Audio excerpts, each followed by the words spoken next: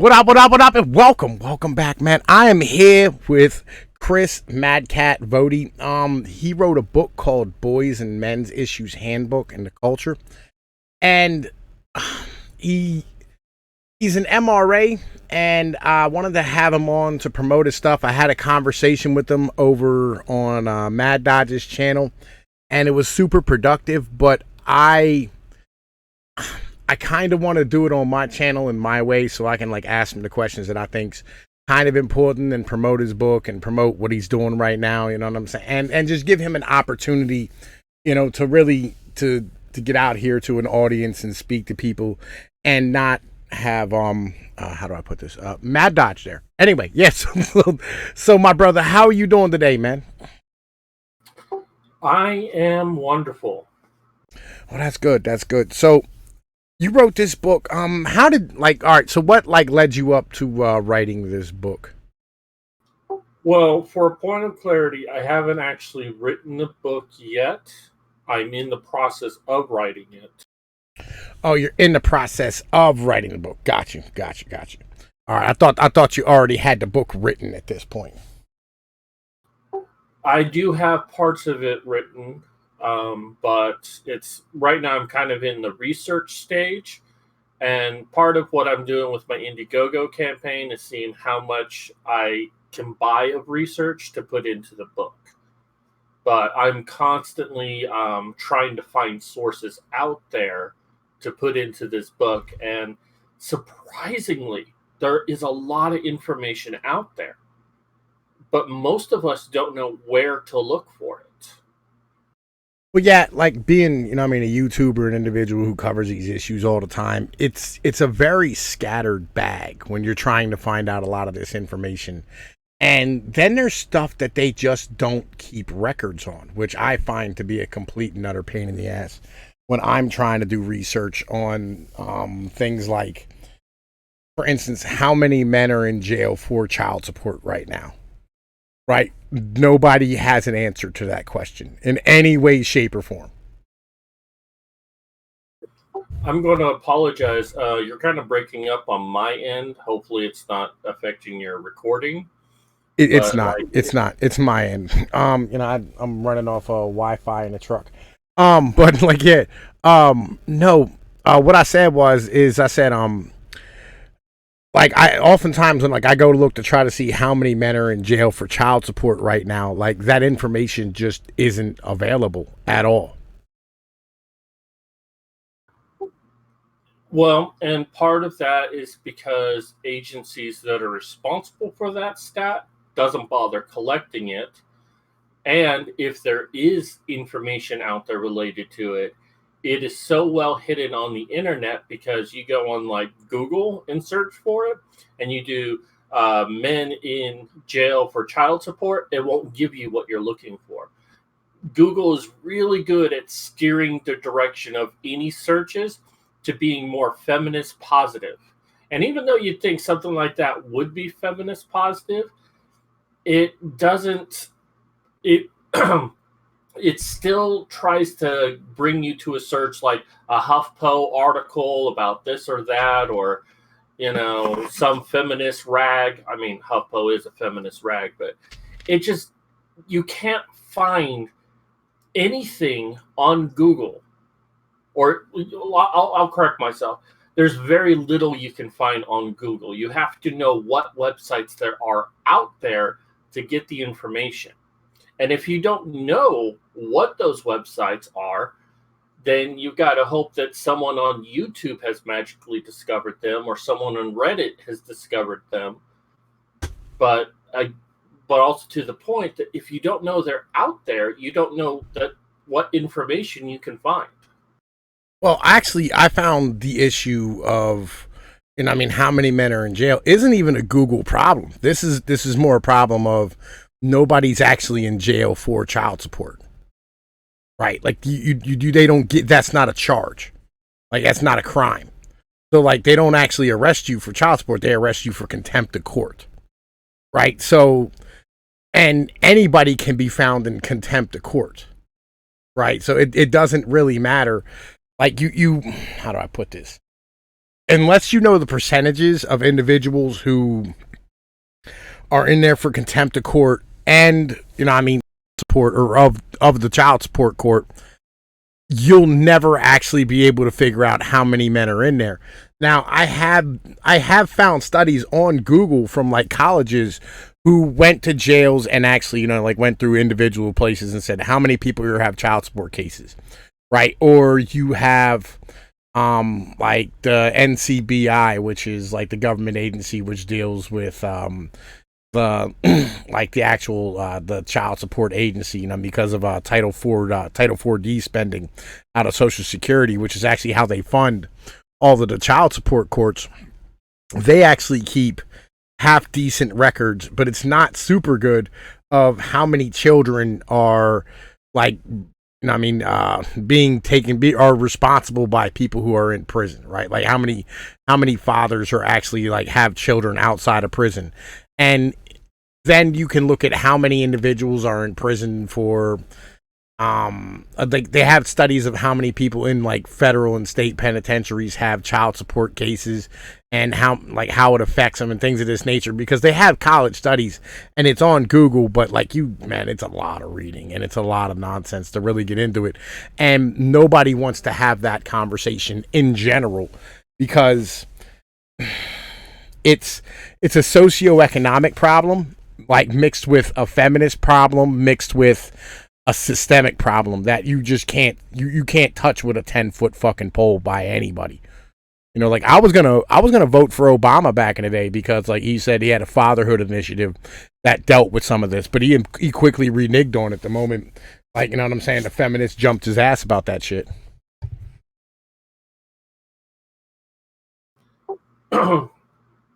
Yeah, I would love to look at that if you do have that still readily available. But it kind of reminds me of a video you did recently about a female judge who actually orders men to go see a family doctor to get a vasectomy. She can't order you to get a vasectomy, but she can order you to go see a doctor. And of course, you don't get a vasectomy, she can hold you in contempt for, oh, well, you didn't go see your doctor. Oh, you didn't have the right conversation about a doctor. But it also reminds me that of the divorce court system. There's this really great documentary out there called Divorce Inc. It scared me. I mean, I knew divorce was bad, but I didn't realize how bad it was. But it's like, if you're married and you want to get a divorce and you're very amicable, you just, you want to do things fairly, you are ending things on a good note.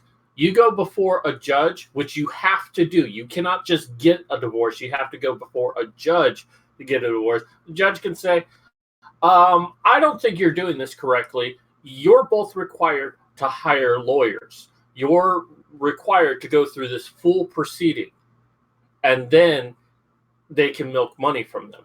But the point that I'm making with all of this is judges in this country have so much power, and they abuse that all the time. And it's from being held in contempt because you're not paying your child support, to being forced to get a divorce lawyer when you don't want one. And this does create the problem that you're describing. Like, we can't really understand how bad these problems are because, hey, they can label it however they want to. And it obscures the system so much that it's really hard to ascertain how bad this problem is. We often have to look at the effect that it causes in order to understand the source of the problem. Like when we try to find black holes in the universe, we can't see the black hole itself, but we can notice the observable effect around it to give us an indication of the nature of it. And oftentimes that's what we have to do when it comes to discussing men, especially with custody issues, is what effect is it having to try to understand the problem? Well, when you really like look at it, I mean, because here's a problem I run into, right? Like, because like that's a lie as well. Like a divorcing, if they ever said that you can't get a divorce without, seeing a judge, that's fucking bullshit completely. Like, because I just got divorced in 3 years ago, 2 years ago, something like that. And I didn't see a judge at all. Like there was no judge involved. I mean, like a judge has to sign the order, but like it's not even like a judge signs the order. They're like secretary signs the order. You go and file for a no contest divorce or whatever it is. And it's $300 and you're divorced, and that's it. You know, like that's actually how that happens. But and again, but here's the real problem is that like all these things are considered civil. The only thing with that though is it does depend on the district, on the county. It's all different across the board, but the general sense is you generally have to get it before a judge. Now, maybe you're in an area that didn't have that stringent requirement, and lucky for you, but a lot of other places, they like to milk you for all you're worth. Well, like here's the thing, right? So it's not so much that like it's the area, it's whether or not somebody's contesting something about the divorce. Right? I guess yeah, I can see like my little thing ain't lighting up properly. But like it's when somebody contests something about the divorce itself, like when they stand here and they go, "Oh, well, I want alimony or I want this, I want that." That becomes a different situation. And when like in my state, you only have alimony if you actually go to court for your divorce, right? But if you want, like, they treat alimony the same way they treat child support in my state. Like, when you go file for child support, they also give you the forms to file for spousal support as well. So you have to pay for both of those at the same time. Well, I would encourage you to watch the documentary because it does discuss a lot of the things in there about this. But maybe, well, your jurisdiction, the area you're in, didn't have that requirement on you, but that doesn't mean that other places in the United States don't. Someone also brought up an interesting point that may also be an indication of what kind of money people might have and how corrupt the specific judge themselves are. So you could be in the same county and one judge decides, hey, I want to milk you for all you're worth because looking at you, you two are very successful. Whereas another judge might be like, okay, you want a divorce? This is amicable? Go ahead.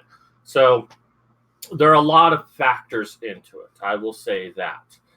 But I'm glad that you were able to get out of it without falling in those pitfalls into those trap doors because it's almost too easy for people to do so. That like yeah, I don't know like how it differs state to state, but I know like in my state in general, like they have like advertisements in like a newspaper or whatever. It says, divorce $300 and like, you just pay the $300 and you get divorced. Like that's like how it operates here. I don't know how it operates in the rest of the country. Not because I never got divorced in the rest of the country, but I know I've done it twice here and it hasn't changed. It's just, you file for divorce and then the side thing is, with the custody and with the child support and with the spousal support. And really, a lot of that actually comes in when you start talking about welfare and food stamps. Because, like, if you get on welfare or food stamps, like, you have to pay that back as a father. Like, a lot of people don't know that, like, the vast majority of, like, the $1 trillion that's due in back support is actually due back to the state. It's not due to the mom itself. That's something that nobody really has any conversations about at all in any way, shape, or form. And that is something that has definitely come up in my research that oftentimes it's the state that sets the standard for how much you have to pay in child support. And while the mother, let's say in this scenario, as it is in most scenarios, it's the mother who's collecting child support from the father most often has to pay the state. He can't pay her directly. He'll be in contempt of court. So he has to pay the state. And they're going to take their percentage out. Now, it varies from state to state how much they take out. But I believe I read somewhere that they take out like 2/3 for themselves and leave the rest for the woman. And then she can complain and reasonably, like, she's not getting enough money to really support her and the child from the child support. So she'll go to the court to ask for more money, not aware fully that he is paying so much more and she's getting little out of it as a result. So then the state can be like, oh, okay, well, now you need to pay more, even though they're still taking out a big cut, rather than the state going, maybe we're taking too much out. We're going to go ahead and lessen how much we're taking out so the wife can get more, or the ex wife. Well, yeah, and I found like that only happens in the cases where there's welfare, right? Because like you legally have to pay back food stamps and SNAP assistance and cash assistance. Like you have to pay that back to the state. You know what I mean? Well, or at least a portion of it. So they really don't, you know what I mean? They really don't care, you know what I mean, about how much money the mom's going to get, because basically what they're doing is they're front loading her check and then you're paying them back for her benefits, not all of it. And I mean, because like, you know, I know women who get $800 a month in food stamps, you know, which there's no dude with a job making, you know, the average salary going to pay $800 a month in child support. Like that's just not going to happen. There's actually a really famous case about this. It happened in Arizona, which is where I'm at, where a teacher slept with a student. He was 13 at the time, and it was discovered, and she went to jail for statutory rape. She ended up getting pregnant in the ordeal, and because she had been to prison, she eventually got out. She needed state assistance, DES, which is what we call it here. Basically, she got food stamps and other aid from the state. 5 years later, when the child turned 18, the state came after him for back child support payments, stating that he should have been paying it the whole time. And because he hadn't, he not only owed all of that money, but he owed interest on it. Despite the fact that he was only 13, he couldn't really have had a job, and he was raped. Didn't matter. The state wanted someone to pay for it. And that's what really comes down to is the state's willing to help you if someone else foots the bill. Well, yeah, well that and like that case there was just a travesty. Like that was a travesty of justice. It was a travesty of our laws. That was a travesty of the court. Like when I heard about that, like it didn't shock me, right? It didn't surprise me any at all. Like didn't stand here and make me go, oh man, well, that's normal. No, like I was like, there's no fucking way. Like there's no way that this can be real. And like I looked, I was like, yo, Jesus Christ, these people are like they're savage animals. Like they really, really don't care. Like at all. Like they at some point you have to look at them and go like, why do you hate dudes so much? Right? Like I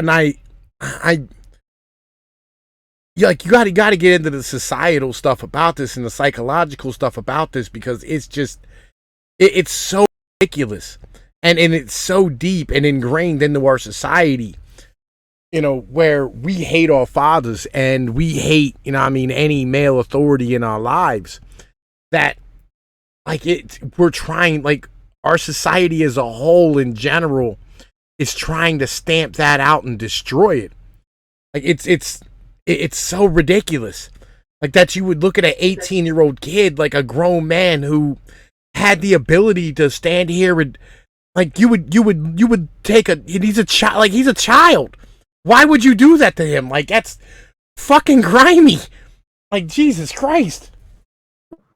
And something that was talked about in that documentary is that, when you commit a crime in this country and you go before the court, you have the legal rights provided in the Constitution to support you. But when you go to a family court, whether it's for divorce, custody, alimony, what have you, the Constitution doesn't mean anything. You are not guaranteed any protections that the Constitution provides. Now, I'm not trying to be all or nothing. Every state is different, every judge is different, but for the most part, courts are not required to use the Constitution. Courts are given a lot of leeway when it comes to the duration of alimony, how much you're going to give in alimony, child support, the same thing. It's all to the discretion of the judge. You have no right. And we are still in this mindset of women and children are the innocent, men are automatically guilty. It doesn't matter what happens. Doesn't matter the circumstances. It's almost next to impossible to award custody to a father over a mother. It does happen in a minority of cases, but for the most part, the woman would have to be smoking crack in front of a judge in the courtroom for the judge to even consider, yeah, I'm going to leave it with the father. There's famous cases, like for instance, like Eminem has custody of another dude's kid who fought him in court and lost. Like, our court system is just unbelievably fucked up towards men. Like, unbelievably bad. And like, you don't have any like the jurisprudence in a civil case, right? That's why like OJ lost when he went to court in the civil matter, but he got off with, the murder of Nicole Brown, but he became civilly liable, and he ended up getting sued in court, and he lost, right? Because the burden of proof is much less in a civil court, that doesn't make any sense at all. Like, I don't understand why we have two separate standards for our court system when it comes down to civil versus, having versus like our criminal courts. Like, I think our civil court should be as strict as our civil courts are. Our civil court should be as strict as our criminal courts are, because this is the big thing about it, is the fact that you go to jail if you don't pay your child support. So how is it that you don't have the same standard of jurisprudence that you have in a criminal court? Like, what is the logic behind that? Do you know like why they do this? Yes, I do know why they do it. It's for money. And again, I refer back to that documentary. It does explain this pretty well. Like, a judge can order someone to get a lawyer. Well, these lawyers, they're really good at squeezing every bit of money out of their clients, putting them into debt.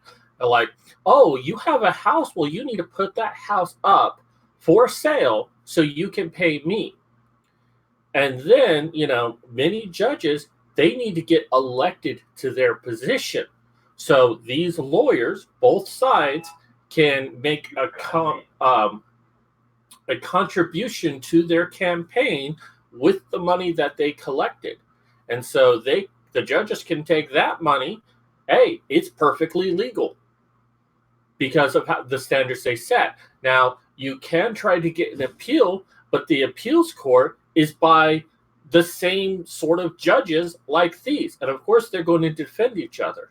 Getting an appeal is next to impossible. And even if you do get one, you still have to go through the same process. So the chances that you'll get a corrupt judge. And the reason why that they're able to do this is, you just keep giving contributions to people in positions of power to keep you in positions of power. It's become a numbers game. It's become just about money. We don't care about law. We don't care about whether or not you have a successful life. We don't care if the children can have a healthy life. All we care about as judges and officers of the court is how much money we can take from you. I mean, that's part of it, right? But like, it's ingrained in the court, like just from the very beginning, that you're not entitled to an attorney, right, in a civil matter, but you're entitled to an attorney in a criminal matter, right? Like, because you have rights. Like, it's kind of the situation. Like, you have rights in a criminal court. Like, if you're being charged with a crime where your freedom is going to be taken away from you, you're going to be thrown into a prison, right? And you're going to be thrown in the cage, and you're going to, like, stand here and have a chance of, dying in prison, whatever the case might be. You have the right to have an attorney present and to have somebody to represent you. But in the same point, we have civil courts now that are doing the same thing and taking away your freedom, but you still don't have the right to an attorney. Like, I don't understand this. Like, at what point did the civil courts become this powerful? I mean, I know it happened under Clinton, right? Like, I get it. Like, it happened under Clinton and stuff, with the welfare mom thing and all this nonsense. Actually, I think it might have happened under Reagan, to be perfectly honest with you. Reagan? Or was it Carter? It might have been Carter. It was like 78. I think 1978 is when, like, the actual, like, the child support laws started being a thing. And they started, locking people up for or they started, like, charging people child support like they do now in, like, in, like, an actual, like, pretext. But I don't think that the state laws actually became a thing until the Reagan era, when they started looking at welfare moms and deadbeat dads, and then it became a really big thing in the 90s, and they stepped up enforcement. And you got to the level of where that judge was at in my court, like in my area, where she was putting a quarter of the, like, they had a quarter of the male population of my city incarcerated, right? And they didn't care. They just didn't give a shit how impoverished they made the city. They didn't care how bad they treated everybody. They just cared that it looked good. But I still don't understand, like, why we don't have fucking rights in this goddamn court when this is coming down to it. I think it goes further back than that. I think those are symptoms of an overall problem of trying to give more accessibility for judges to squeeze out these people. I do think that there is politics involved, since many judges seem to be more Democratic than Republican, although there are corrupt Republican judges. I think it goes all the way back to, like, the 1800s, when at one point in time, when it came to divorce, men often got custody of children because they were the ones who were earning the money. And the best interest of the child is to be with the parent who had the money. But also to the point that if a woman had any sort of, like, property or any sort of business, her husband was still responsible for her. Like, if she owed taxes, she wasn't arrested for not paying her taxes. He was arrested for her not paying her taxes. He was always financially responsible for his spouse. So if she wanted to get a divorce, to be cut off from him, she would also lose access to her children. At some point, we decided in this country that if a woman gets a divorce, she still gets access to her children. And this created the child support system and also the alimony system. Now, I agree with alimony in its inception. If a woman has never worked a day in her life, the only thing she's known is how to be a housewife, and now has to take care of herself, she needs to be given a probationary period where she's given money by her husband so she can learn to take care of herself. But it should only be temporary at best. And I believe the original creators of alimony wanted it to be temporary, but before we knew it, it became long term. Then after that, marriage, divorce became no fault. It didn't matter who did what to whom, who was at fault for the divorce. If a woman cheated on a man, doesn't matter. A man cheats on a woman, doesn't matter. But the courts still had this bias of, well, it must be the man's fault, so we need to punish him. And it's like everything just sort of tied in together. He has to pay her for her to live on her own. He has to pay her to take care of the children, because it was just automatically assumed that children are better with their mothers than their fathers. And this you know, every new decade kind of made this a little bit easier and easier, to the point that we could start arresting fathers for not paying their child support, or not arresting but holding them in contempt of court. And it just kept growing and growing until we reached this point now, that when it becomes a civil matter, there are no rights, because the government kept giving rights to courts to do whatever the hell they wanted. All right, so all right, I get the responsibility aspect of things, right? If you're gonna have the authority, if you're gonna have the responsibility, you have commensurate authority. If you're gonna have the freedom, you're gonna have to have the responsibility. Like, that's how that operates. So if a dude's completely responsible for his family and his spouse and his house and, his property, whatever the case might be, then he has to have the freedom and the authority to be able to deal with all these things. And, so I get the mentality of this, because responsibility has to be linked to authority, and and freedom has to be linked to responsibility. Like, I get this mentality, but we've gotten so far, like so far away from that we are now on the opposite end, where women have all the freedom and all the authority and none of the responsibility, and dudes have all of the responsibility, none of the freedom, and none of the authority, and they've literally become slaves inside of this system.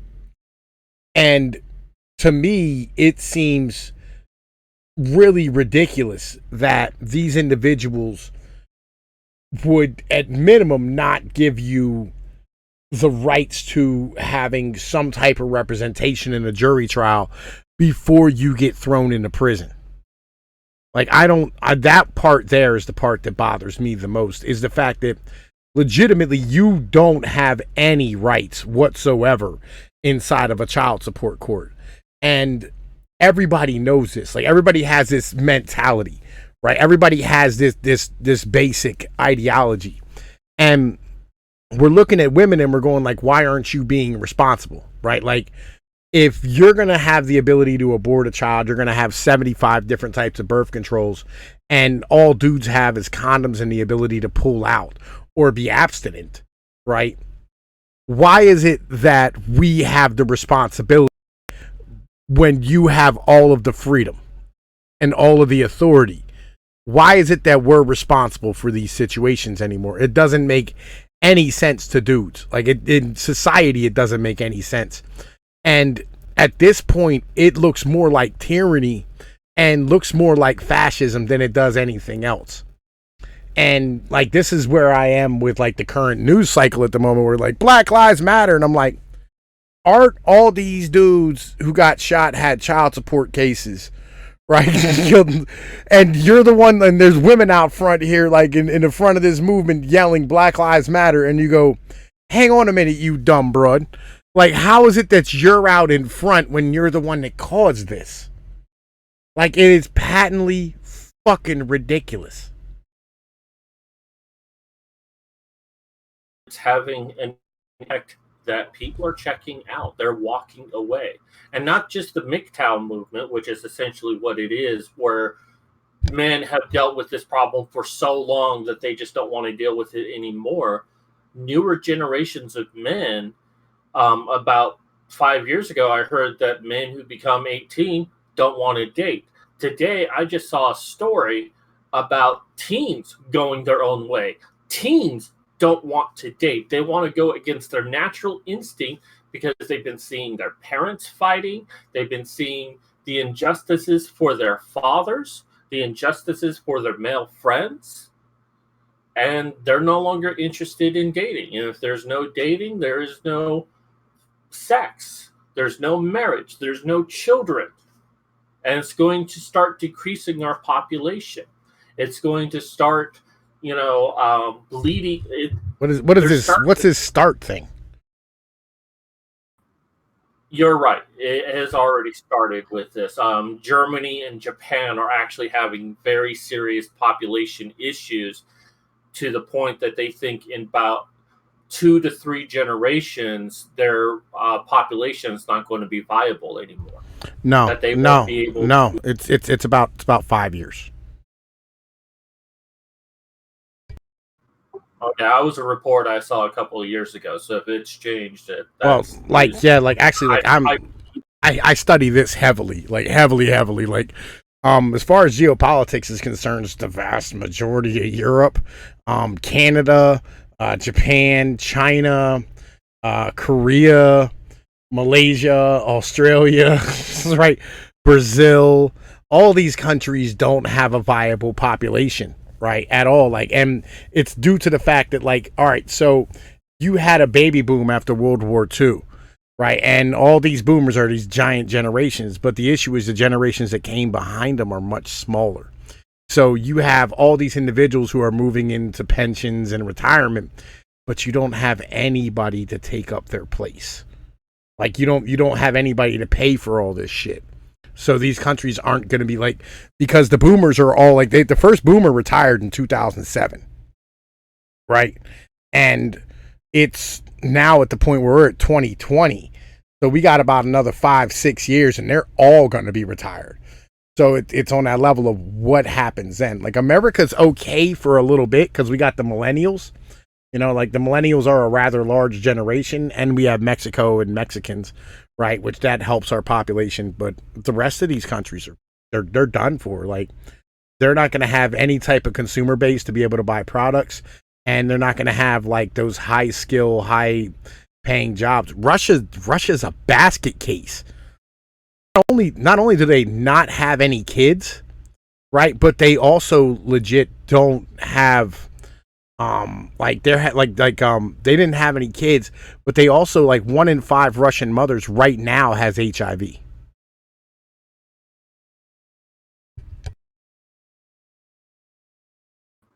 I'm sorry, I've missed all of that. It just went silent. You're talking about Russia, and you said one. 1 in 5 Russian mothers have HIV, right? And they have no kids. Like the average age of a Russian military person is 50 years old at this point. Like they don't have the ability to even be a country anymore. They can't defend their borders.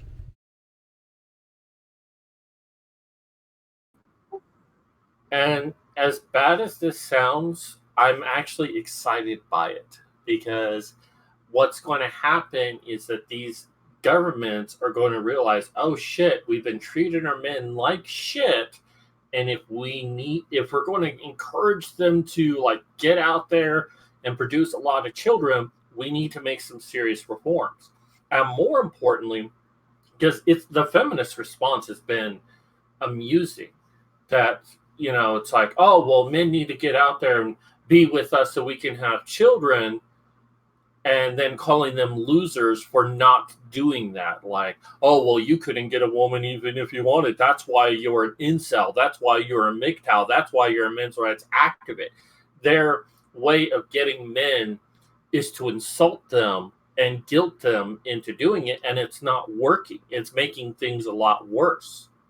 And this is how feminism will lose, is because they're causing the population to die off. And you're right, with America we're a little bit safer right now, but I go on dating apps and I just see these women all the time, like, oh, she has 5 children, she's a fat large, she's in her 40s, but she wants a 10. She wants the absolute perfect man to be with her, that she wants the absolute perfect man to degrade himself into dating her.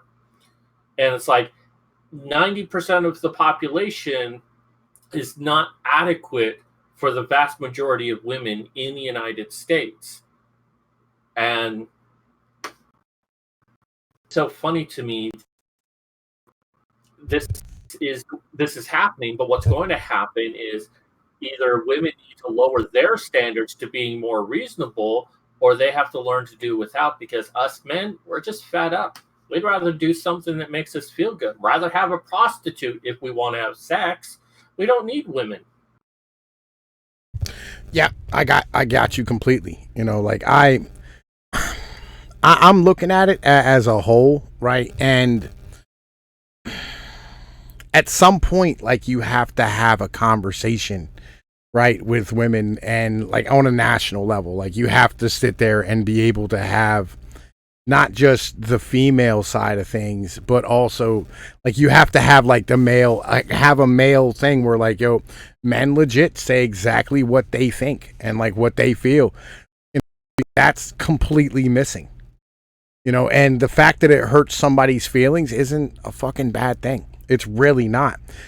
That's what we do out here on the internet. You know, like legit, that's what we're doing right now. It's like we're sitting here and we're having this conversation and we're able to portray these ideologies. And a lot of it might sound harsh. A lot of it might sound, you know what I mean, like very raw towards people. But on the same point, like women need to understand that no, like dudes don't want a woman with 5 fucking kids. No, we don't want a female, you know what I'm saying, who's overweight. No, we don't want a fucking female, you know what I'm saying, who's gonna be, you know what I mean, a fucking net drain on us. No, we don't want a fucking female who has pink hair and fucking wears pussy hats. No, we don't really want an independent woman. We kind of just want our dick sucked and want, you know what I mean, to hang the fuck out and have somebody to make us a steak.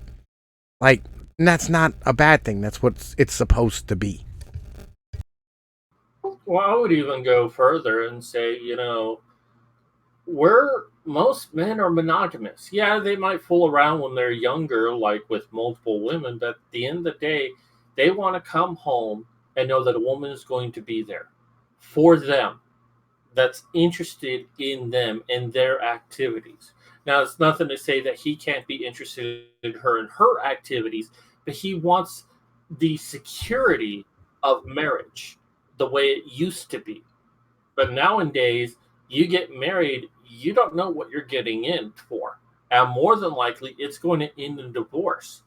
And it's like the divorce rate, newer marriages, the divorce rate is up to 80%.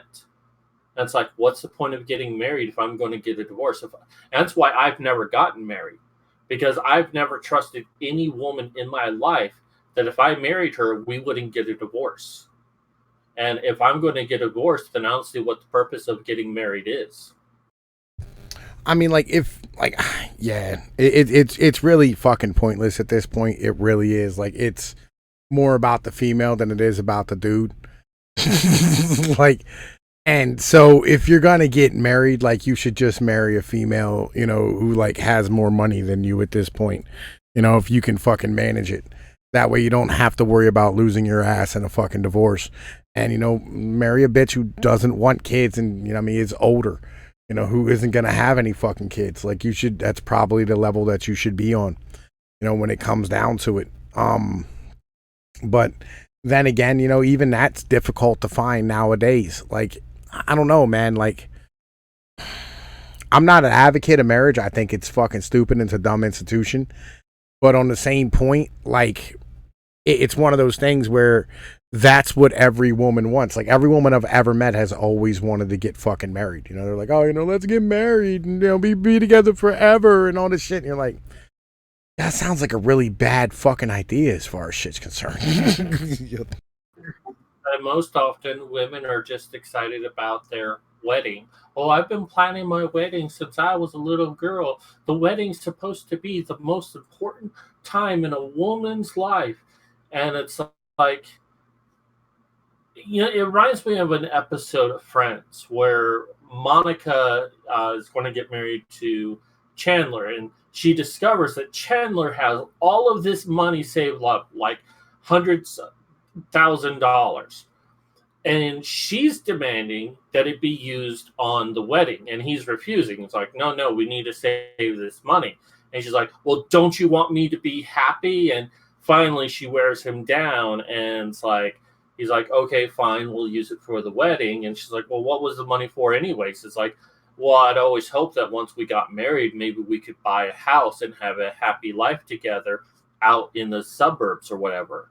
And then she realizes, oh, I've been selfish. He's been wanting to use this money for our future, and I only want to use it for one day. And she eventually sided with him on this. But that's just the general mentality of women of, oh, I'm going to have this one perfect day where everyone's eyes are going to be on me. I'm going to be beautiful. Everyone else will be ugly. And it's just narcissism. That's all it is. And it's like that's all women seem to want is that one day of narcissism. And then there's actually a study that was done that says that the more money you spend on a wedding, the faster you're going to get divorced. Yeah, it makes perfect sense.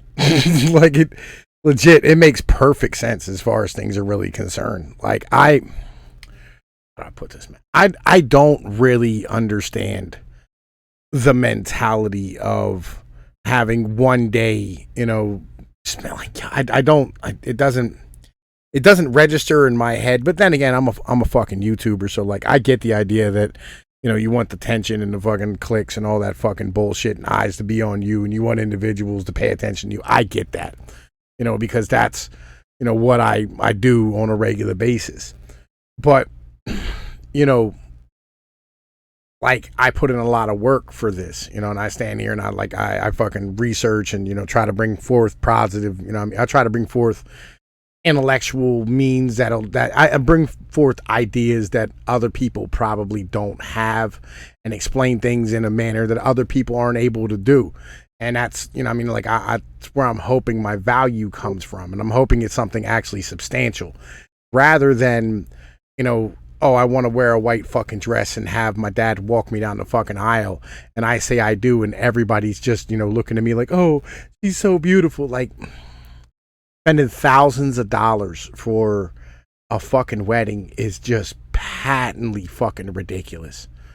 Like, it's I don't get it. Like, I understand, like, yeah, like throw a party, but like, man, listen, that's fucking dumb. I don't know, man. Like, females do this shit all the time though. Like, and then they throw away their relationship for Facebook clicks. They got fucking dudes sliding in their DMs all day long.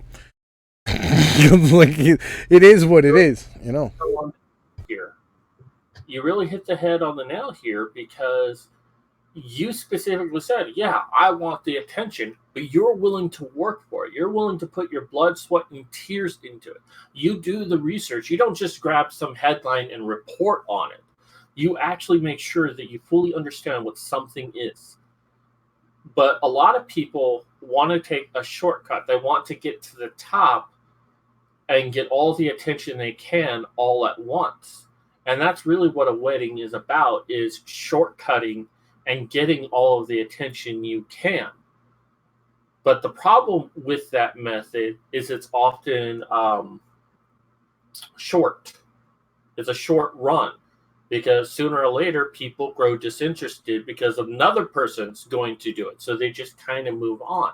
When you earn the accolades that you have, you tend to hold on to it for a lot longer, because people know that you're reliable. People know that you're going to be there, that you're not just catering to them, that they found you to be what they need, but not like a firework, but more of the sun.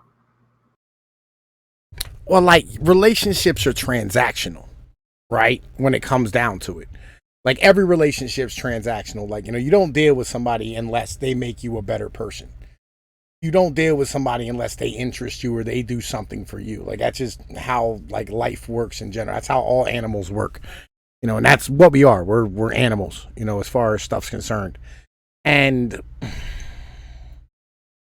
like, so when it comes down to it, it's on this level of where the transaction inside of a relationship, and it's like the transaction for the wedding, right? So back in the day when they had a wedding, this was a ceremony of a woman leaving her family and going to a new dude, and this was her reward, right, for, what I'm saying, making this transaction possible, because it was a transaction between either two families, or a family and a dude, or the reward of a dude's hard deeds and hard work throughout life, whatever the case might have been.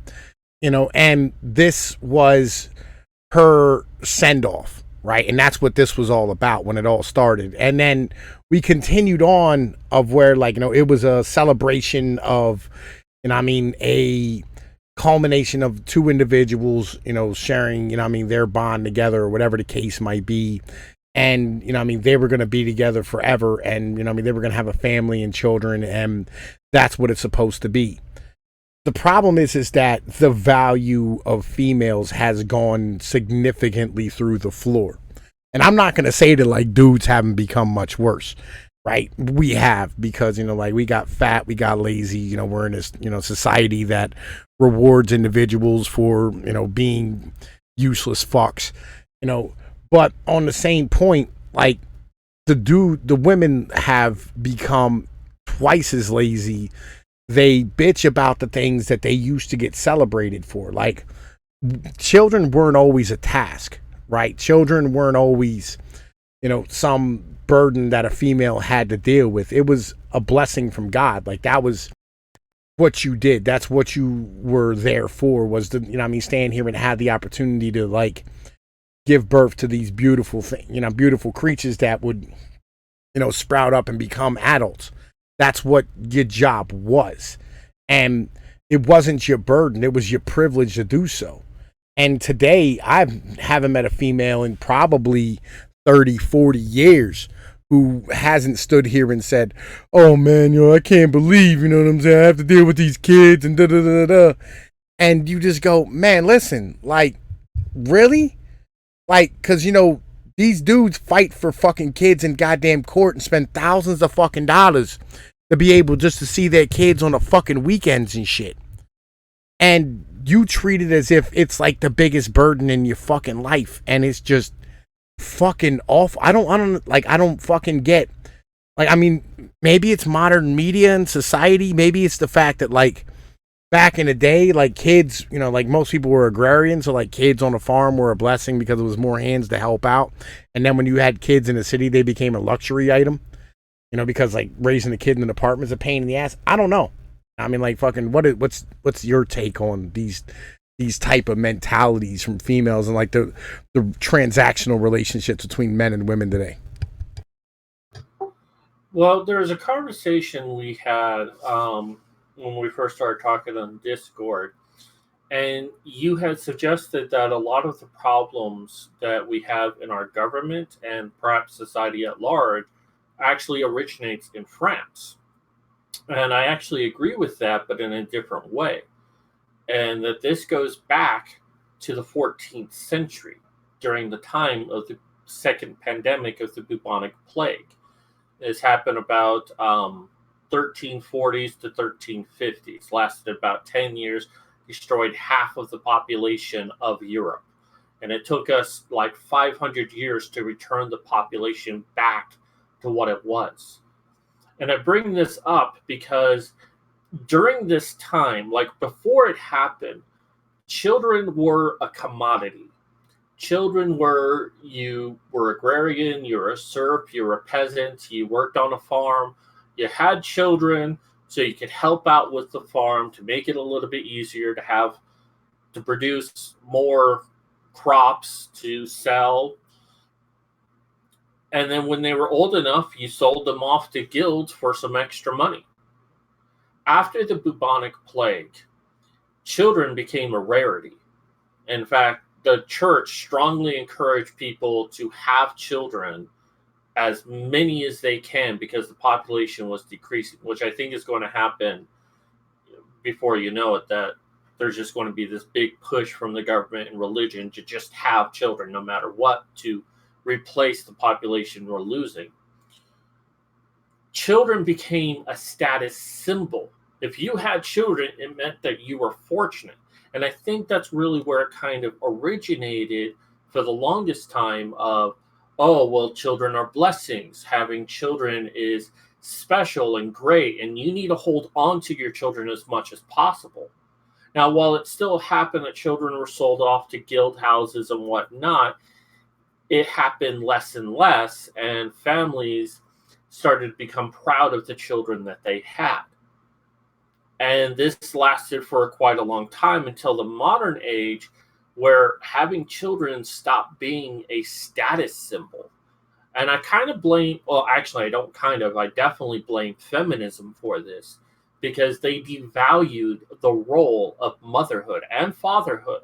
They devalued children, even to the point of devaluing boys. If you're going to have a child, you need to have a girl. And if you have a boy, then you need to turn that boy into a girl. And this is how we see, this is how our civilization is today.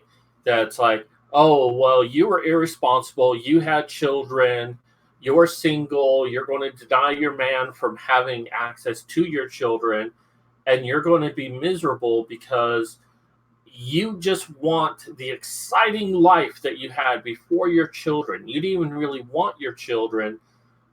Whatever reason you didn't get an abortion, and so you're going to grow resentful of your children because they're keeping you from the life that you have, rather than seeing them as the blessing that they are.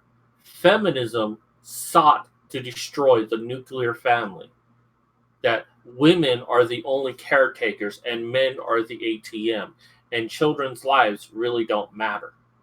I mean, we had it for nearly 700 years that children were a precious thing that we needed to hold on to, that they can be easily taken away, to the point of children are bad. All right, so actually, I had no idea about that 13th century thing at all. Like, I had no clue that at any point, like, Europeans were selling their kids to fucking guilds and shit. Like, I had no clue about that. To be honest with you, it doesn't really make a whole lot of fucking sense. I mean, maybe France, you know. I don't know about the rest of the goddamn world, because I have my family's history going back to the 12th century, and at no point, like, would they ever, you know, think about selling their fucking kids to fucking anybody ever. You know, like, they were always like, they had, like, my family history starts with my first ancestors taking a pilgrimage to a sacred temple and making love on top of the temple because they were old, and a woman of like almost 50 years old having, you know, I mean, one of my, you know, first ancestor of mine, and like him having 4 children and 3 of them dying, and then the last one, he started dying because his father-in-law had come around. Like, they said he was a warlock, and like the dude went out and, you know what I'm saying, almost cut this dude's head the fuck off, and like the kid ended up living and shit. Like, so I don't like that mentality, you know what I'm saying, isn't something that's kind of in me as far as things are concerned. Like, I don't understand that, like, selling your kids. Now, I know stories of this where the Russians, they did just that. They paid women to have children back in the 90s. And, you know, like, all of a sudden they had, you know, 500,000 children, and then, or like, yeah, something like, it was like 500,000 new children. And then 300,000 of those children got abandoned at a fucking orphanage as soon as the women got the cash. Like, you know. And the welfare state, we encourage women to be single, having children, so they can get money from the state, leaving the fathers out. Yeah. Well, we do this in every country. Legit. You know, like, we do this in every fucking country. Every country in Western society, we do this. You know, we hand women money so that they will have fucking children. You know, and to me, it's a stupid thing to do. Like, I personally think you should give dudes money, right? If, like, you're going to give anybody money, you should give the dudes the money, you know, and then, like, you know, the women will stand there and stay with the dudes so that, like, you know, they can have access to it and they'll have the kids, and then you could have nuclear families. It would make entirely more sense that way. But the problem is that we see that as indentured slavery, you know, or indentured servitude for a female. That's how we look at this. And it's awful. Legit. It's an awful way to look at things, of a female being forced to be with the man who she chose to have children with is slavery or servitude. It's terrible. Like, that was the first thing Mad Dodge brought up. That was the first thing he said. He said, well, what if that dude's abusive? Why should, you know what I'm saying, he stand there and stay with, why should she stand there and stay with him? Or, you know, what if, you know what I'm saying, like, the dude's the one who leads? I was like, why is that your first mental? Like, why? Why are we seen as so fucking evil? And that goes to a much larger issue. And, one of the first things you asked, which I didn't actually answer because we just got off on a tangent, not that I'm complaining, I enjoy that. You asked me, what led me to writing this book, and that's a long story, but my big issue is the empathy gap. And even within the men's movement, we lack this for men, that we put more focus on the women in the movement than we do on the men in the movement, even though we're the men's movement. Like, Mad Doge is asking, well, why should a woman be forced to stay with an abusive man? Well, today, a lot of men are being forced to stay with abusive women because if he leaves her, he's not going to get the children. He's not going to get his home. He's not going to get his property. He's stuck. He can't leave at all. For women, we call it indentured servitude, but for men, we call it, we'll ignore your problem because you don't matter. And this is the big thing that we need to correct. It's not just feminism. It's not just the government. It's humankind as a whole, that men are disposable. That, it's the basic mentality of you can rebuild a society if you have a majority of women and a minority of men, but you cannot rebuild a society if you have a majority of men and a minority of women. You need more protection of women because they give the children, and one man can impregnate 10 women, but 10 men cannot impregnate a woman. Only one of those men can.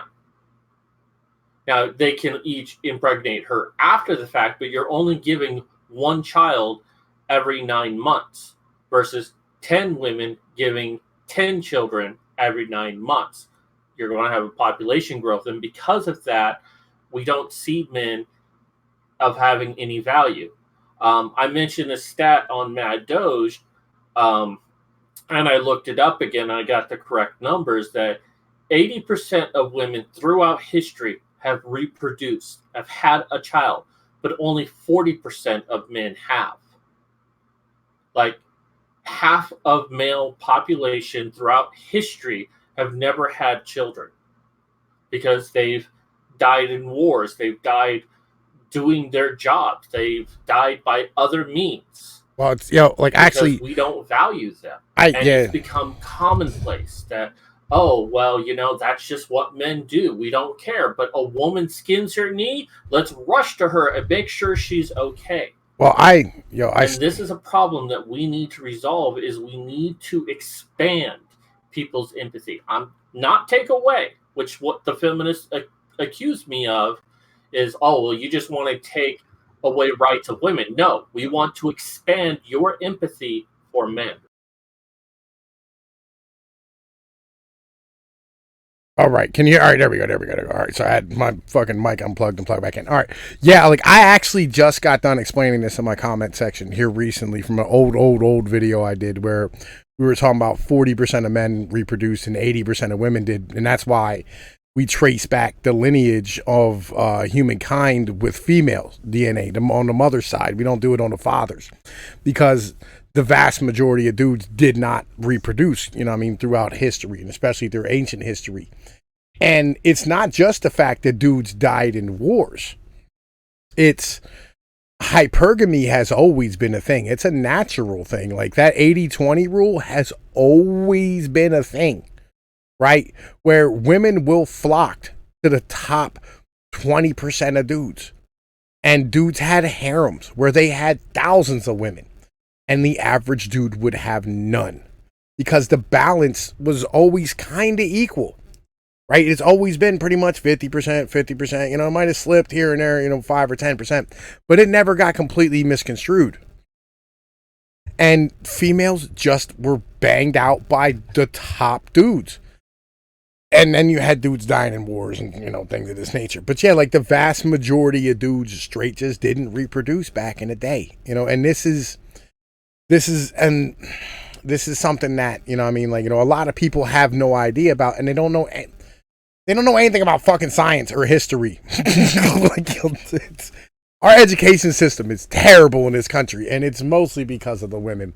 And they don't want to have an actual education system. They don't want to have an actual, real way of individuals being able to figure out what's going on. And like, a lot of people blame it on, like the end New World Order or whatever the case might be, the Illuminati thing. I personally just think it's the fact that, we get the government we deserve, and our government's stupid, and so are we. And that just tends to be how it operates, personally. We have people tearing down statues right now. And not even just of the worst people in history, but everyone. Like, there are statues of people white men who actually fought for the freedoms of black people, statues being torn down and being called racist. It's because people don't have an education. And I don't really believe in this, oh, well, the super rich want to keep everyone poor. I don't think that's the case. What I think it is that people are generally lazy. They want the easy way out. That's why they keep electing people who keeps promising them free stuff and try to be there for more programs and all of that, but end up causing more damage than good. They keep voting in Democrats, and Democrats don't do a good job. Now, I'm not a big fan of the Republicans, but they seem to be doing something right. And you're right. We get the government we deserve because we keep electing these people who are incompetent, who tell us what we want to hear, but don't put any action behind it. And every re-election cycle, it's like we see these commercials. Hey, this person did this, this, and this. And we don't fact check it. We just accept where we're told. We only look at the headlines of articles and assume we know everything that's said. And the left is very good at giving us the wrong information in a headline to affect people's opinions and then write a story about something completely different. We're not educated in want to be educated. Now, people like you and me, we do want to be educated. We really want to know what's going on. But many people, and I'm not going to say all, I'm not even going to say most, but many people don't want to be educated. They want to be ignorant. They want to be ruled by feeling that if it feels right, it must be right. But this is going to bite them in the ass because there's going to be people who get fed up with it. There are people who are fed up with feminism because they have this mentality. Black Lives Matter. They're fed up with that mentality. I'm seeing more and more people speak out against these groups because they're tired of their ignorant bullshit. Well, I think like the statues being torn down and like the riots and all these type of things, I think it goes to something much deeper. I think it's the hatred of our fathers. Like, I really think that's what this is. It is the long-term effects of having 75% of kids being raised by single moms in this country, something along these type of lines. And when you have this many individuals who are being raised by women and being told that their fathers are pieces of garbage and having no respect for the males in their society and no respect for the male, I'm not real sure of the word I'm looking for here. It's like the authority structure, the male sacrifice for your nation, the male way of looking at things. This is what happens. You end up having your society deteriorate to the point of where it hates itself and it wants to destroy itself because it wants to destroy its father. And it wants to stand here and tear down all the things that would be seen as masculine in your society.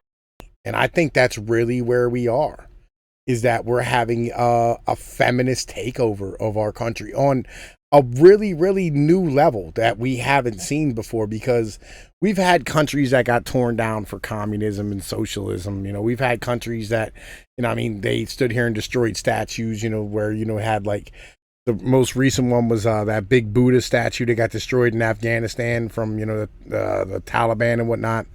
And, during the Iraq War, individuals topple statues of individuals. But, like, really,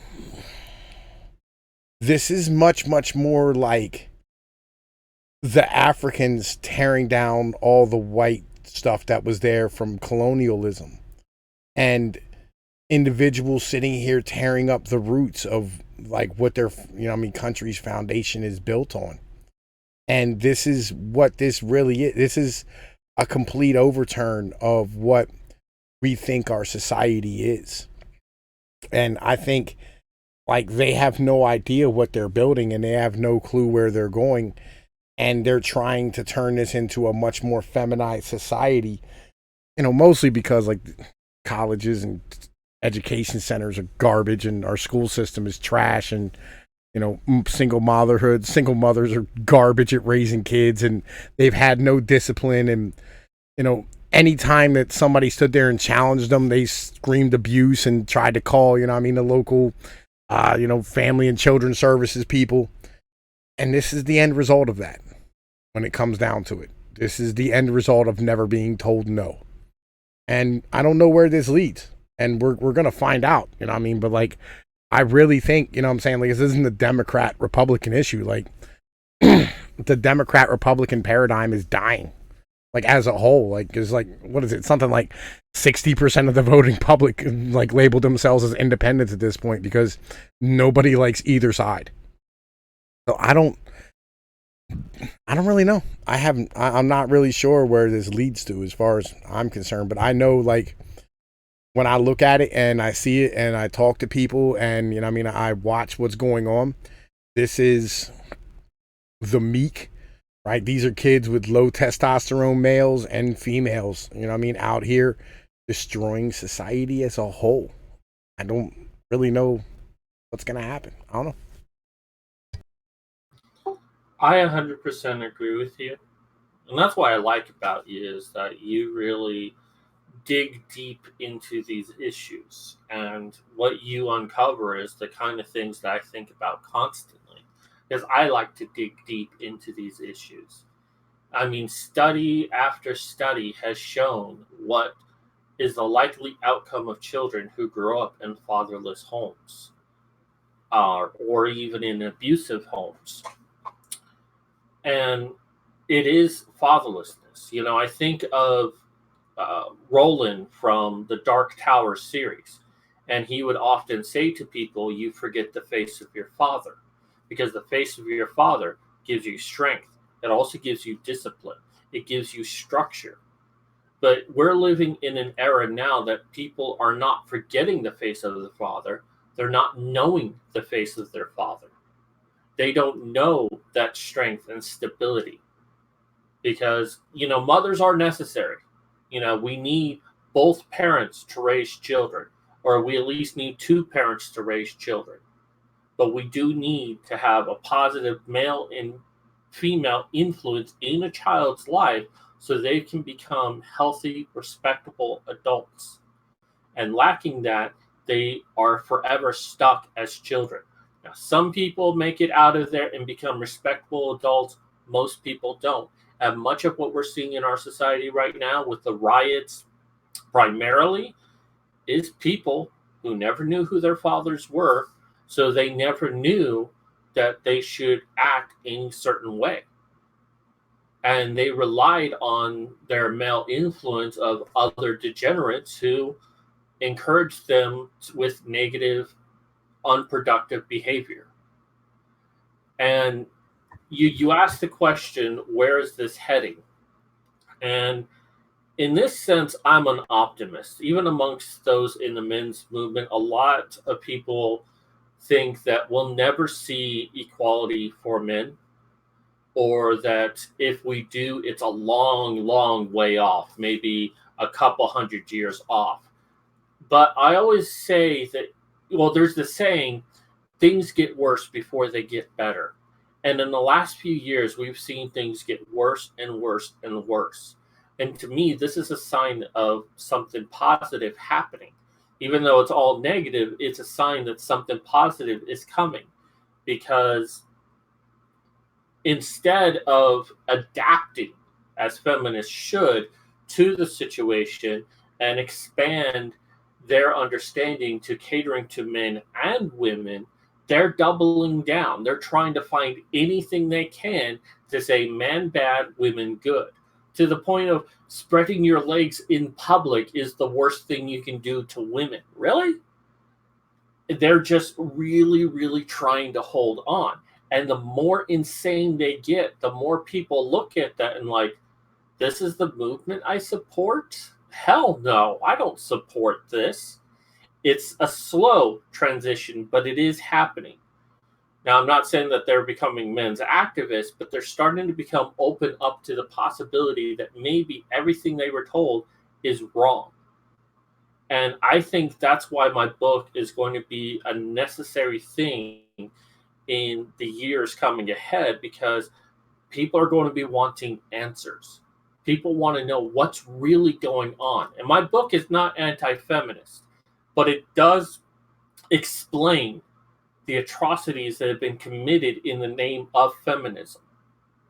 I'm not saying, oh, you shouldn't be a feminist, but it's like, look at this and ask yourself, do you want to support a group that does this? And maybe you want to reform it, fine, but this is reality. This is what's really going on. And I think that in the coming decade, people are going to be looking for answers. And I want my book out there to be one of the first steps for them to find out the truth.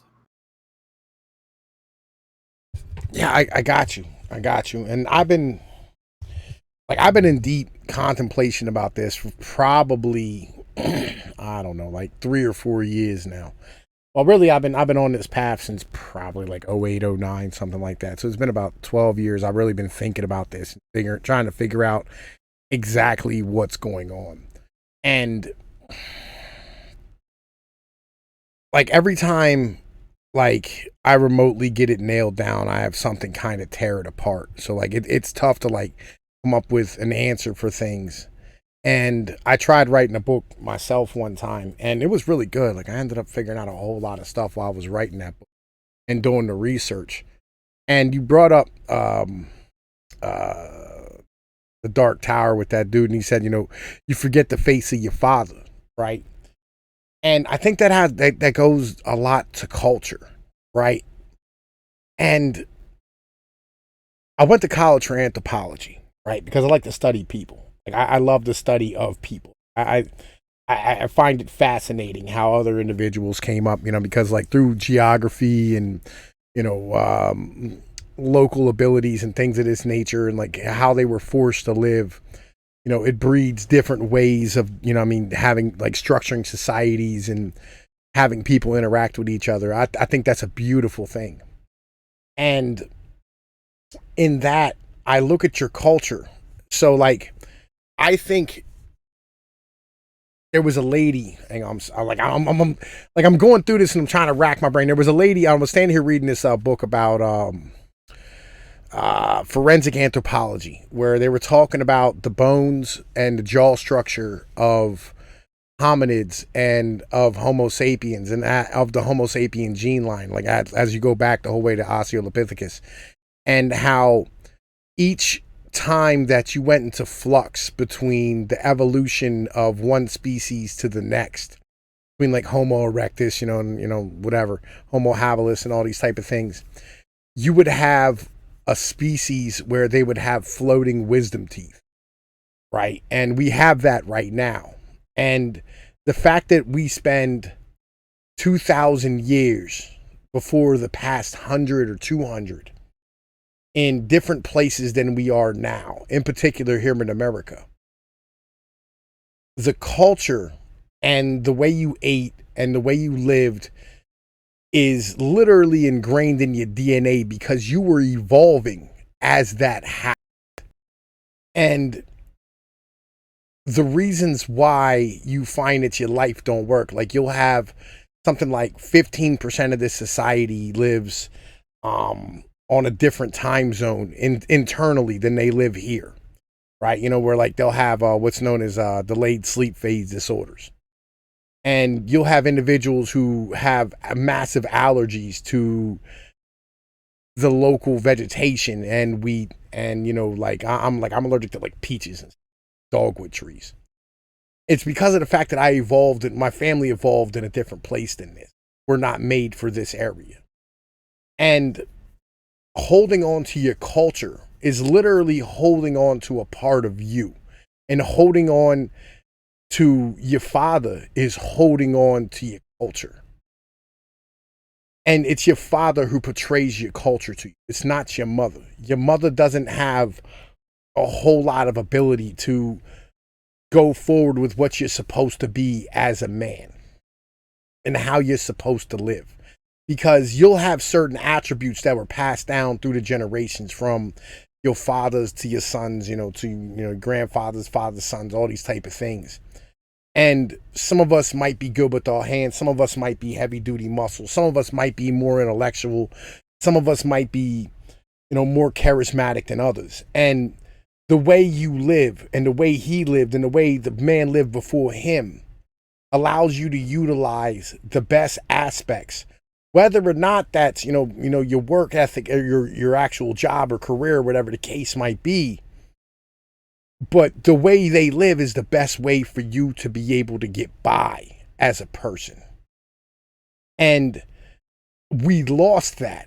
And therefore, you lose your ability to move forward in a society as a whole when you destroy your father and you destroy your culture and you become part of this Kraft macaroni and cheese and fucking Cool Whip and whatever mayonnaise nonsense that they have going on here in America. And I think you need to hold on to much more of what you had before because it suits you better as a man and allows you to be able to live better. And that's something that nobody wants to talk about and nobody wants to have that conversation about because this is supposed to be the great melting pot. But on the same point, it would be a shitty picnic if everybody bought potato salad. You know what I mean? What you have said, it sounds very sexist, and I'm sure someone would like, oh, well, you just don't think women have any value. And no, that's not what you're saying. Women do have a value, but there's a lot of truth in what you're saying because for boys and girls, their relationship to their father is one of the most important relationships of their lives because 80% of your active genes come from your father. Whoever your father is, that's primarily who you're made up of. Now, your mother still has some influence into who you are, and it's necessary to have her, especially as a man, because she's your representation for all women everywhere. And in some ways, you want to meet a woman who embraces the positive attributes of your mother. And that's just a normal psychological thing. It's called the Oedipus complex. And as disgusting as that was, it is a very natural thing. But think about that. 80% of who you Well, are. let me give a good example of this real quick, right? So my mom and my grandmother were the two people in the world who I could never grow my hair long, or I could never stand here and cut off the widow's peak in the front of my head, right? Because they said when I did that, it fucked up the way my eyes looked, and they loved the way my eyes looked, right? They said, Tommy, you have such beautiful eyes, right? And so you want to find somebody who loves you like that, kind of the deal. Exactly. But going back to the fathers, you know, a lot of babies, whether male or female, when they're first born, look like their fathers. And who women decide to be with, they're going to end up getting. So when they want to be with this thug on the street who's, just someone who's good looking but doesn't have much more than that, that's who their children are going to become.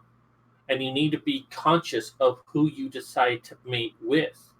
I mean, you're talking about like the 80-20 rule that the majority of women want the top 20%. of men, which is very true.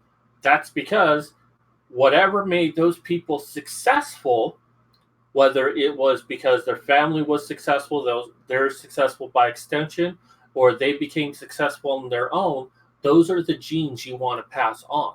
That's why the majority of us can trace our lineage eventually to someone who was a king or a queen or something, someone in a position of power and authority, because they were more likely to have children than anyone else, because everyone wanted children with them. And but we live in a society now that says we want you to ignore 80% of who you are to cater to the 20%, the minority of who you are. We want you to focus on the feminization of who you are rather than the masculine. And that's a lot of where the problem originates in today's society. Now, this has been an ongoing build up of the last several thousand years, but only within the last 100 years has this really came to fruition of saying you don't need your father to be a respectable individual. You just need your mother. Your mother knows everything. Your mother can do it all. Let's celebrate your mother on Father's Day. Men are expendable. We don't need them at all. They're just sperm donors and ATMs. And that is a serious mistake, because you are missing out on an understanding of who you are. And I will give you an example of this. Growing up, I didn't know who my biological father was. I had a stepfather, and me and him had no connection whatsoever. And he was highly, highly abusive towards me, primarily because he didn't understand me. I wasn't him. He's like the big jock who has a nerd for a son. And he tried to force me into liking the things he liked. I didn't. I couldn't meet with him on any level. When I was about 20, I reached out to my biological father. And over the years, I don't consider him a father, but I consider him a friend. And in getting to that relationship, I began understanding many aspects of who I was. And one of the things I love to explore is the Myers-Briggs type indicator. Some people are into it, not everyone is. I find a lot of value in it. But I recently discovered that me and my biological father have the same type. Everyone else in my family, my mother, my brother, many of her on her side, her family on her side of the family, didn't really match up to my personality. And I'm like, where did this come from? Was this just the aberration? And then I discovered it was my father. My father is responsible for a lot of the things I am. Now, I'm more than the sum of my parts. I became more than what my mother and father are, but I now understand that so much came from him. And this was something that I was missing in my life for so long. Yeah, like it's weird because I became more like my grandfathers than my father. The both of them, as far as things are concerned. Like yeah, I have a lot of the same traits as my father, as far as like intellectual ability and things of this nature. But he is skinny shit. He was about 5'10". I'm 6 foot. 250.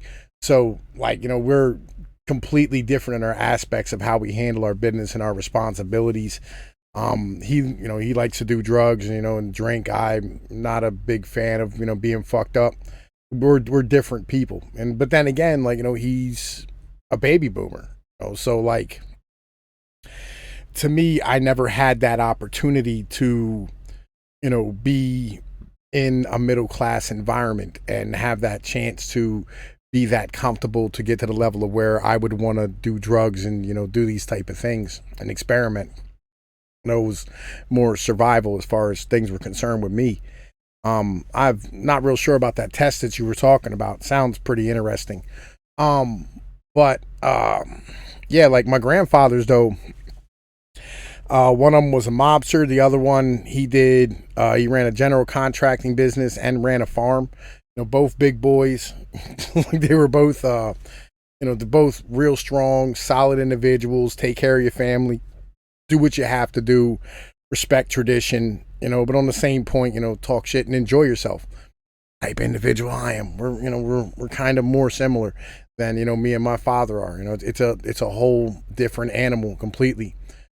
But like, I'm nothing like my mother, and I'm nothing like my grandmother, and it's a strange thing to stand here and know where I come from and know my traditions and my family history, and to watch a lot of my family really just not care and not give a shit about it at all. Because, well, let's be honest here, like, well, my sister, she's a female, so like, my sister's so dark she gets double checked at the airport because they think she's Taliban, right? She a hairy little guinea chick, and she paints her face white when she goes outside in the public because she wants to fit in more to her neighborhood and not be seen as one of us. To me, it's a strange thing. It's a strange thing to watch. It really is an odd way of like looking at life, but it's been this way my whole life. So like, to me, this mentality is not new with these individuals who are out here in these streets protesting and doing all this crazy stuff and tearing down the world, because I watched my mother do it. My mother, like, when I was a kid, I remember I was like 18, 19. I had just gotten married, and I went to my grandma, my great grandmother, and I said, man, my mom, man, she keeps interfering in my marriage. And my grandma looked at me, my great grandma, she looked at me, she goes, Tommy, you tell her to shut the fuck up. She tried to break up my Hugo marriage, right? Which was her son, you know what I mean? Which was my mom's dad. And again, like, we've really, really, really got to have a conversation about how bad women hate the men of their of like their parents' generations. Like, I think that's really at the core of all of this when it comes down to it. It's the fact that, like, they just hate dudes. And we've got, like, as dudes, like, we have to stand here and make them understand. This is why, like, when that Chaz thing happened, I said, yo, look, man, calm down, relax. You know what I'm saying? Be a dad. Let your kid stick the fork in that light socket. And, you know what I mean? Sit back and watch. Tell them, like, yo, it's going to hurt. You know what I'm saying? But, like, yo, you probably shouldn't do that. It's going to hurt. You know what I mean? And then when they go do it and it hurts, you pick them up and you go, well, what did you learn? And it's important that you stand here and you have that mentality. And I think that's where the freedom aspect of our country really should come in. And I think, like, legit, like, we should be able to do this more on the libertarian side, which is where I'm at. Like, I think we should be able to do it over here and get rid of some of the government and, like, have an opportunity to have that same experiment. I don't know, man. That's my mental. But I think, like, my boy thinks if we did that, it would turn into Waco. It is what it is. But anyway, yeah, man, like, what was that test called? We can take an online test, but I only find them accurate about 20% of the time. After we're done with this, I'm very adept at it that I can figure out your type within 4 to 10 questions. Some people are harder than others, but generally I can figure out what their type is. So I can just ask you a series of questions and you can give me your answers and I can tell you what you are. Oh, that sounds cool. Yeah. But I was thinking about what you were saying, and, the kind of stories that I really love is, and this really happens in the Black community, but I think this should happen everywhere. I've seen white communities also do this, but it's like they hold an assembly for children to have a male mentor for a day, primarily for children who don't have fathers, but also, any child who wants to come, and they'll teach them how to tie a tie. They'll teach them how to balance a checkbook.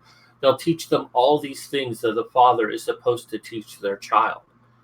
And this is one of those steps that's going to go in a long way to helping men become men. because they need that kind of connection. We talked on Mad Doge's show about roughhousing. Jordan Peterson talks about the importance of roughhousing, of being able to play with your father, whether it's like doing wrestling or tag or what have you. You need that bond with your father. And this also becomes important because then it becomes something that you really want, and you can be taught the importance of responsibility. Oh, well, we can do that, but first you need to go and do this chore. Well, this needs to get done first before we can play. And this becomes a natural process of, if I want to have fun, I need to do work first.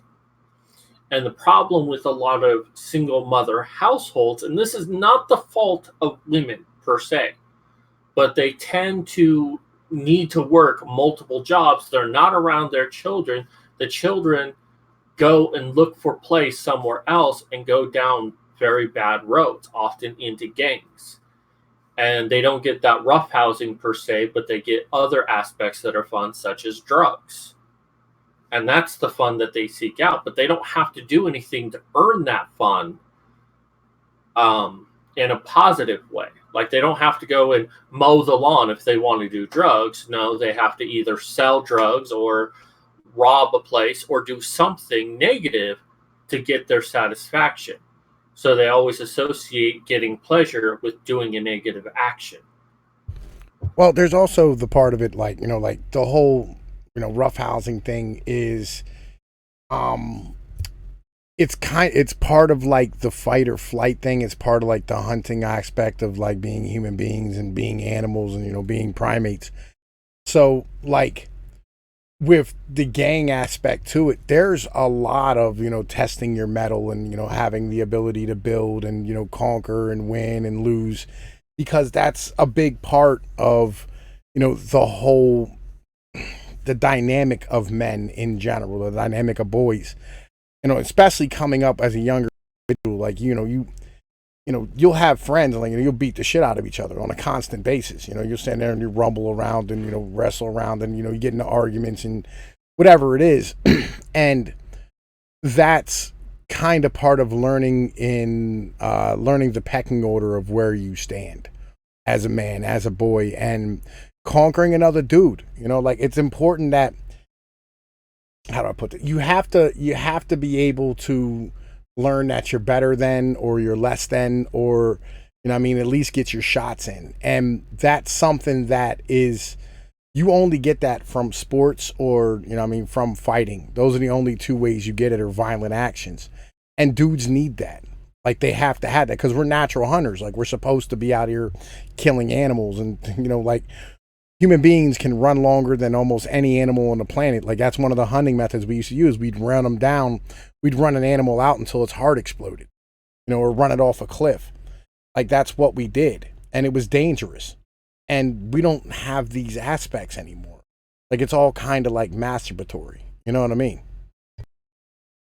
Well, no, you're 100% right on that once again. And, you know, there's also learning control. When we do these things like martial arts or just fighting amongst each other or roughhousing with our parent. I mean, my stepfather could have easily taken me out. Now, he was abusive and did take me out, but when we were roughhousing, he held back. And I kind of understood that, and I saw his example of holding back. So, in situations where I was in a fight, I knew not to give everything I had, to hold back. And that's an important lesson. But the other thing is, you're saying that we're hunter-gatherers. We're also hands-on. We need to, not just learn about history. We need to experience history with our hands. We need to build things. We need to, go outside and play tag. And yet, in our education system, within the last 50 years, and I know a lot of teachers, and they're telling me just like, the education system is broken because it assumes boys are defective girls, that the standard is set for girls. And if a boy acts outside of that, put on medication immediately, overdiagnosed for ADHD because they're acting like boys. They need, like, not just to sit there and look at a book all day long. They need something physical to do. And it's like now schools are banning going outside, and they're starting to ban recess altogether, but other schools are banning tag. There was one school I read that banned having best friends because when you have a best friend, you exclude everyone else out. And it's like they're trying very hard to say you being a male is the worst thing you can be. They're having like the Goodman Project come in and tell boys not to rape, telling them you're the problem for everything. They're telling white boys that they're the cause of all the racism in the world. And you keep telling them what they can't do and what they're responsible for, they're going to start becoming these things we tell them that they are. And that's the unfortunate thing. Like 99% of the male population is very good. I mean, we're the population that discovered gravity and wrote sonnets and poetry and great stories and wonderful movies. And yet we're trying to do everything now to destroy that aspect of ourselves and tell us that if we are not female, we're worthless.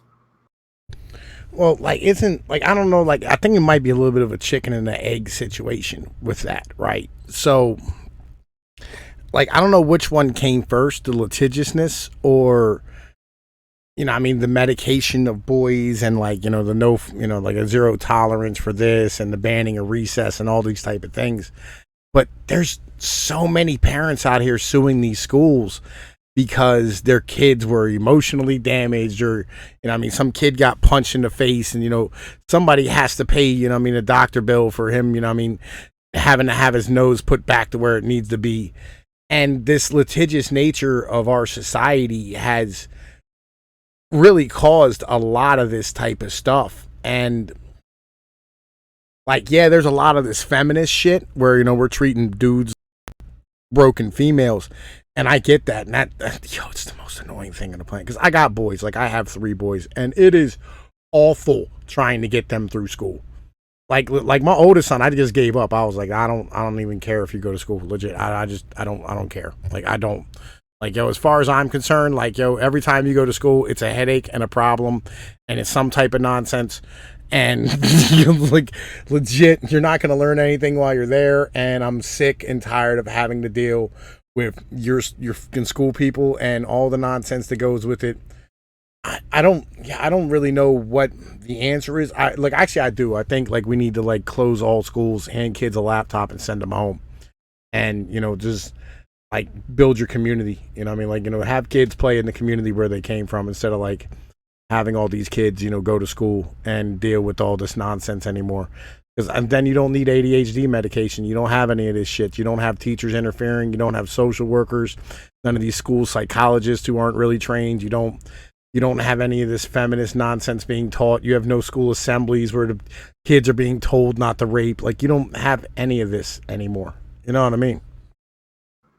Well, you asked about the chicken and the egg thing, and I think the origin of a lot of it, other than society as a whole, was the positive reinforcement of the 1980s. If you smile, then everyone will think you're happy. If you believe in yourself, you can do anything. Like, oh, well, there are no losers. Everyone gets a participation trophy.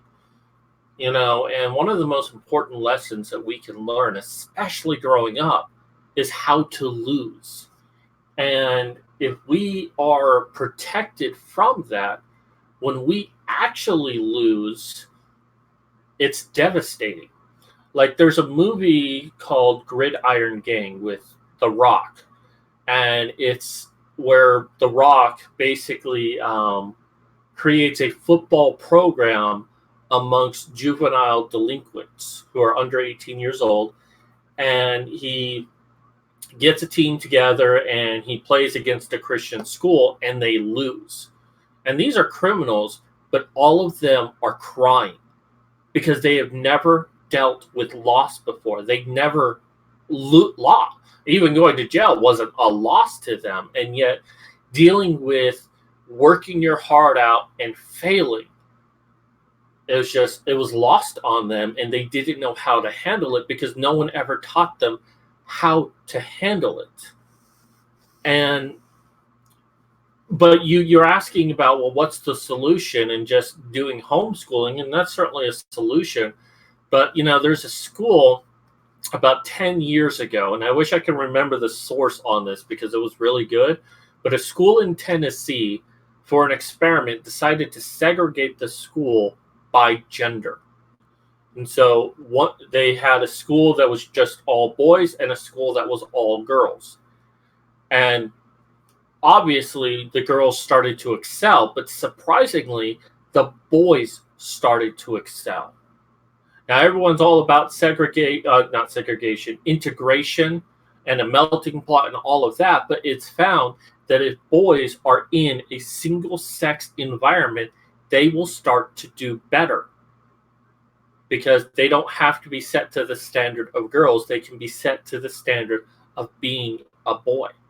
And I think that we need to start encouraging this when it comes to early education. Maybe high school, we can integrate them, but for like elementary school and maybe even junior high, let's have boy-only schools so that boys, they only have to compete against each other, not compete against women who already get favoritism. Well, yeah. Like that makes sense. Like I don't know, like I think about it from an economic aspect because like our top three spending items are like Medicare, Social Security, and then education. Right? We spend like 1.5 trillion, 1.7 trillion, and 1.1 trillion on education. And I think we could knock out probably 2/3 of the education budget if we no longer had to deal with like schools and teachers and pensions and superintendents and principals and electricity and air conditioning and heat and schools and all the nonsense that goes with it. Like that's kind of my mentality. I think I think the school systems are fucking ridiculous, and I think they're awful as far as stuff's really concerned. No doubt on that one. I don't know if homeschooling is necessarily the answer, but I would agree to some serious reforms. And especially since the education standard is actually based off of a Dutch model from like the 1800s, where we kind of teach to the lowest common denominator. Because, in order, and I guess this gets conspiratorial, but I do believe it's true, especially when you look at schools and how they're taught, is you need the majority of people to be stupid so they go on and take lower end jobs so they become the workforce. And then the few people who excel that say, hey, I don't need this system, I need to be taught on a higher level, they are the top of the society. And the problem with that is we're living in an era now where, you need to have a higher level of education in order to operate most things. It's like to become a mechanic now. It's not just being able to go to a school and learn how to remove a bolt and put something in and diagnose. Now you have to understand computers in order to operate, how to fix a car. And that's the problem with the education system, is that it's still being taught of everyone is the same level of stupid. That's what Common Core was all about. Let's teach children the most useless method of mathematics because the lowest common denominator doesn't understand the current standard. I mean, the standard that I was taught that makes the most sense to me. Instead, let's add in a lot of extra steps just so everyone can feel equal at the lowest level, rather than saying, let's figure out what everyone's level's at and teach to them what the best method is. Part of that problem is there's fewer teachers for all the students out there, but most people don't want to become teachers, especially men. which is unfortunate. 80% of all teachers are female, and they're only going to spend a few years in there and then get out because of how corrupt the system is.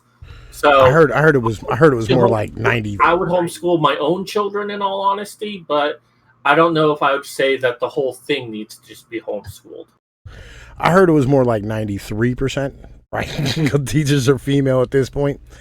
And yeah, like, well, the homeschool ideology is that there's a lot that goes to it, but I mean, the vast majority of it is that if a female's like, we can repurpose a female's life, I mean, to give her purpose inside of a household, like, because it used to be like you had a woman and a woman would garden, you know what I'm saying, and like help the family as a whole eat and survive and be, I mean, like, be viable as a family.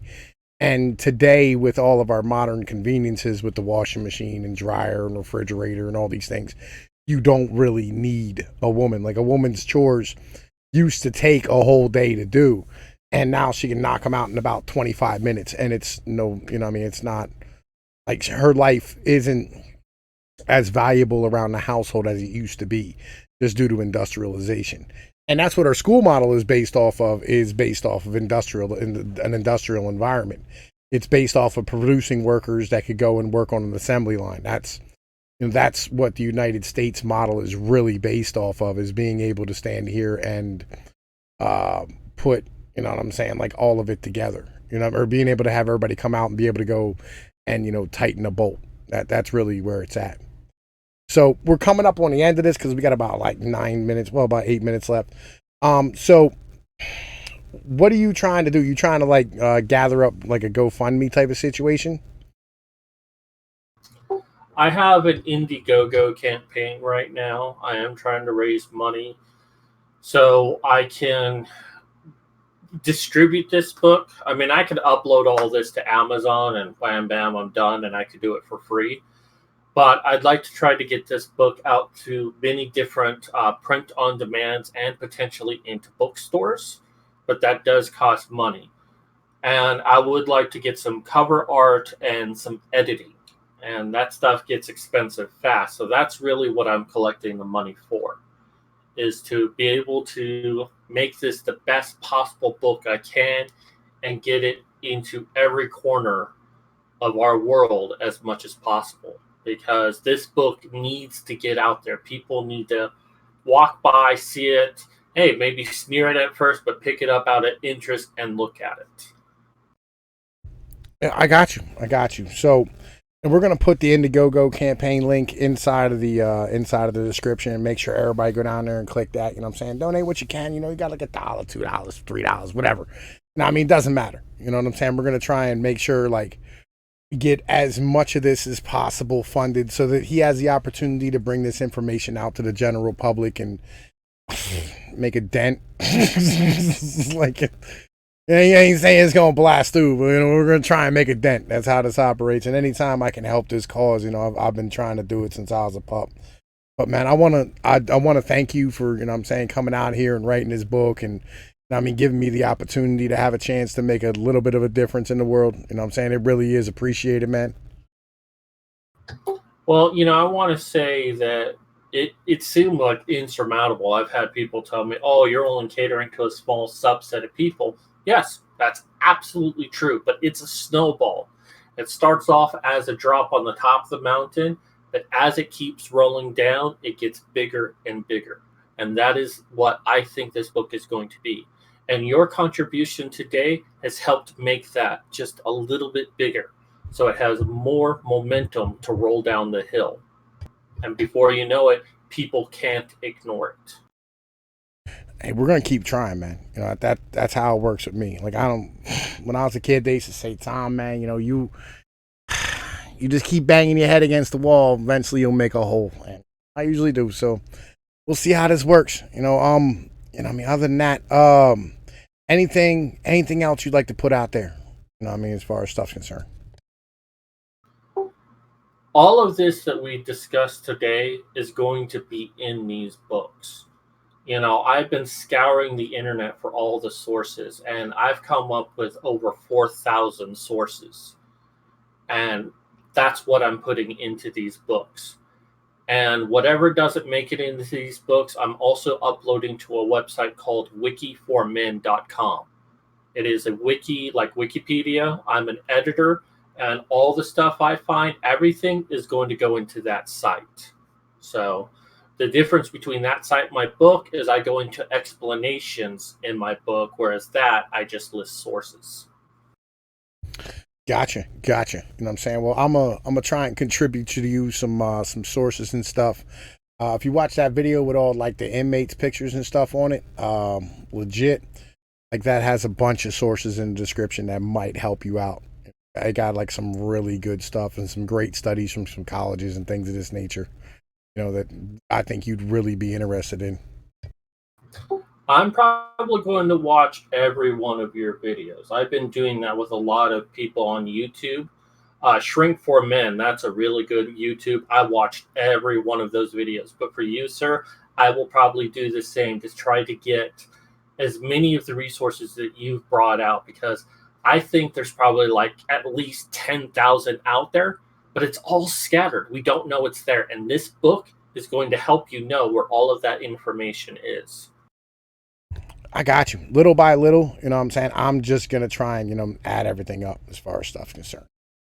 That's where, like, every time I try to do a video about something, I do research and I find some new piece of information. I put it in there and I put a link in the description. So, like every time that I link to a source, I make sure I put that link in the description so everybody has it.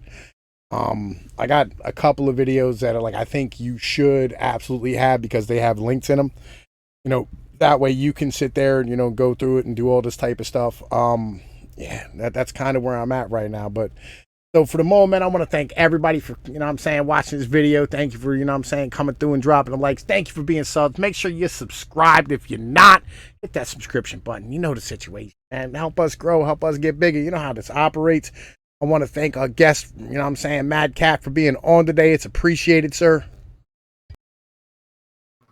Thank you for having me. I enjoy doing this stuff. I love talking about this stuff, and I love writing about this stuff. So thank you so much.